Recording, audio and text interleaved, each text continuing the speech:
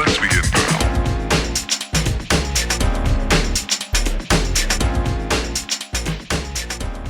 How's it everyone, Grant here, and welcome back to another camera comparison video, this time featuring the HTC U12 Plus up against the OnePlus 6.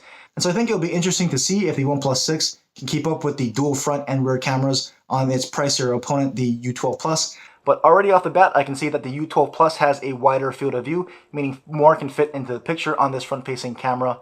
And I'm sitting in some pretty ideal lighting conditions here, so both these front-facing cameras have every opportunity to look good. So let me know what you think about the quality here. But as I always do, I'll be showing you a bunch of photos and videos in good light and low light, so you can be the judge on which set of cameras you prefer. And with all that being said, let's get on with the rest of the video.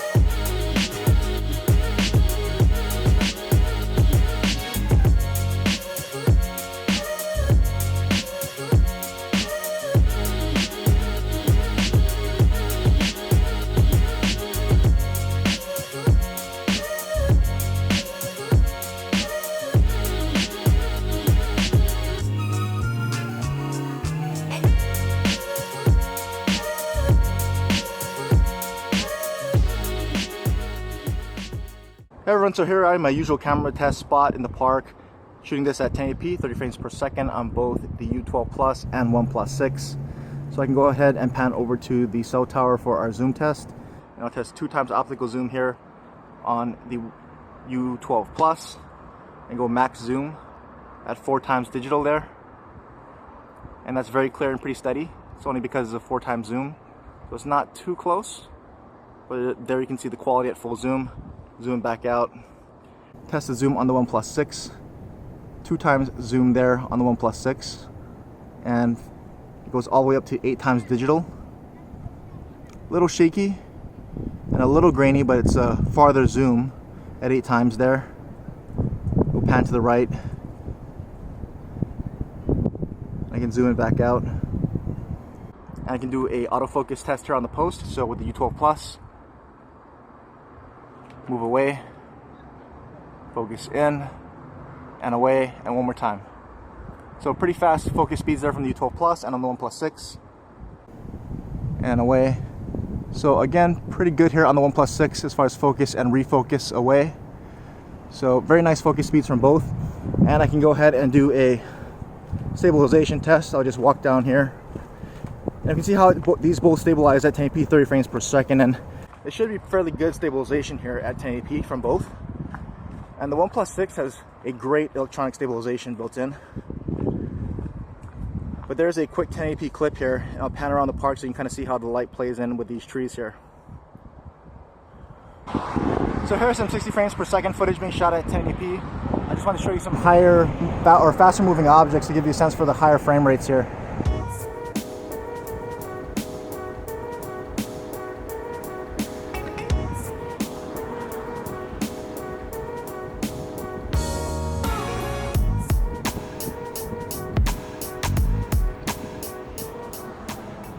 I'm going to test stabilization, so I'll just go ahead and walk back here.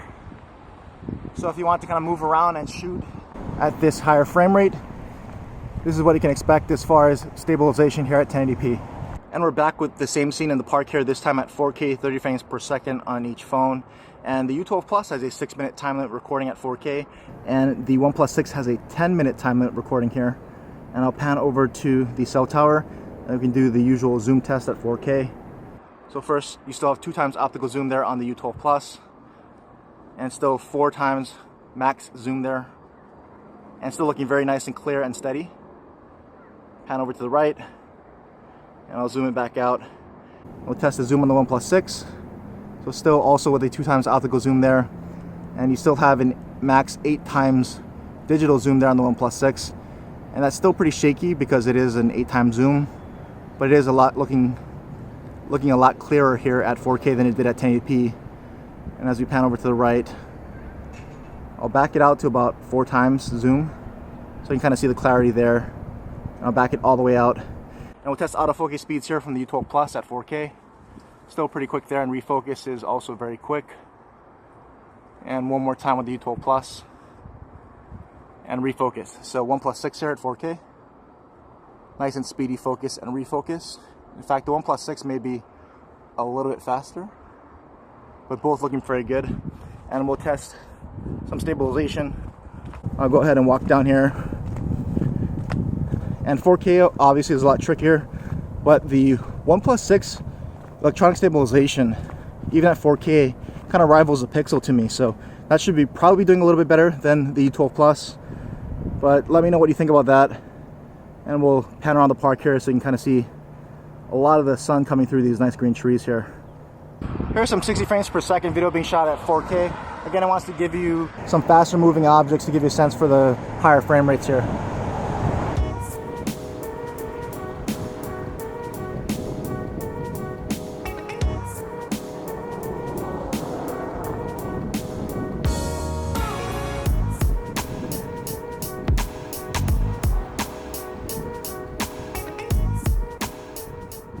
And we can go ahead and test stabilization at 4K 60 frames per second.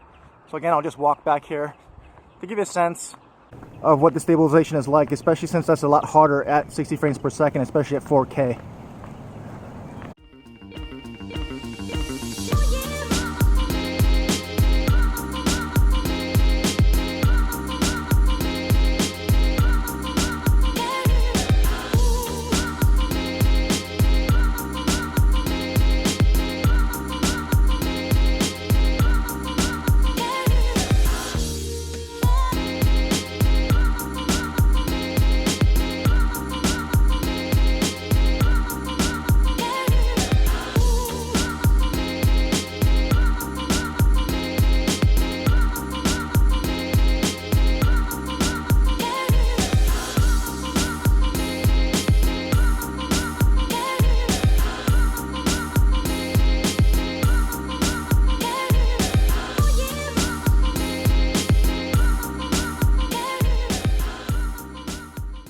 And here's a quick front-facing camera test in the park. Both of these can shoot up to 1080p 30 frames per second. And I just want to give you an idea of what this looks like out in some daylight here.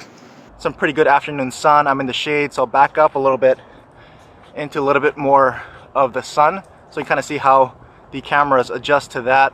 And go ahead and pan around here too, so you can see how the cameras adjust to the changing light. And it'll go full 360 here, so you can kind of see that. And I'll just do a quick stabilization test. I'll just hold these two phones and walk. So hopefully this gives you a good idea of the outdoor performance of these two front-facing cameras, as well as what the stabilization looks like here.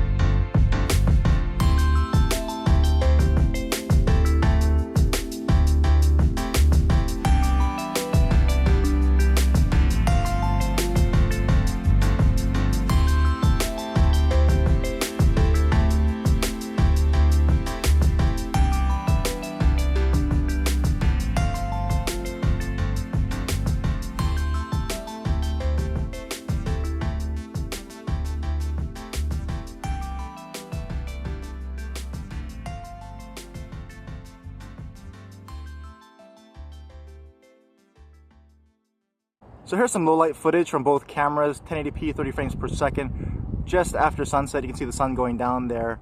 And so I'll kind of hold it steady here for a bit so you can kind of see the footage as it's still. And then I'll go ahead and test the zoom. So 2 times zoom there on the U12 Plus. Zoom all the way in 4 times digital.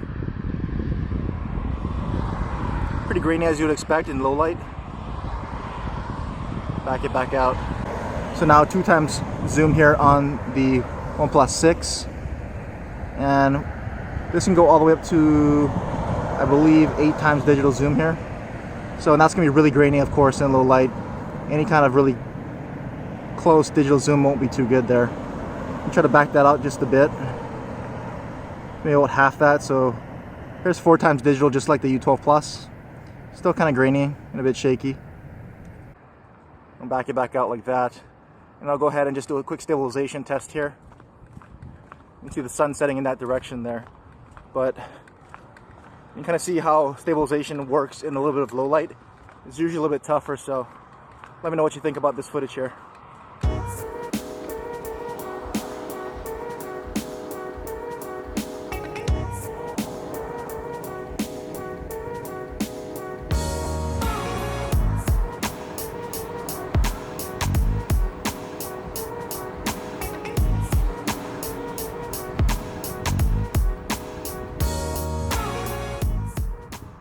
And we'll go ahead and test stabilization here at 1080p 60 frames per second. So I'll just walk and talk.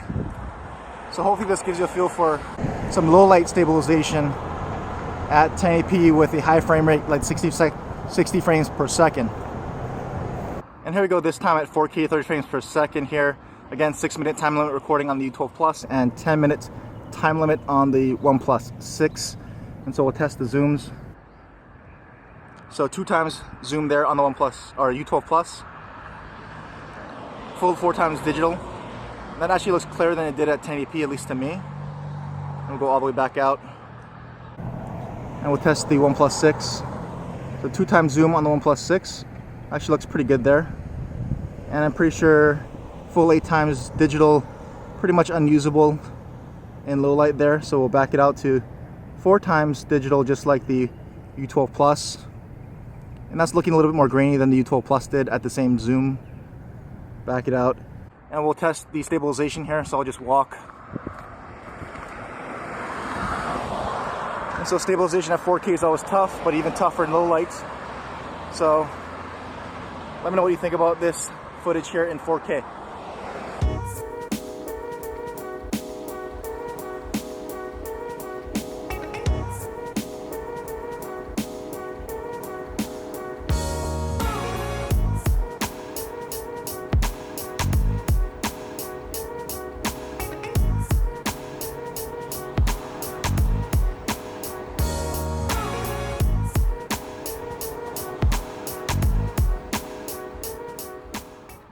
And we'll test some stabilization by just walking here at 4K 60 frames per second in some low light. So hopefully, again, this gives you a good feel for how these cameras would stabilize at a high frame rate in some low light here.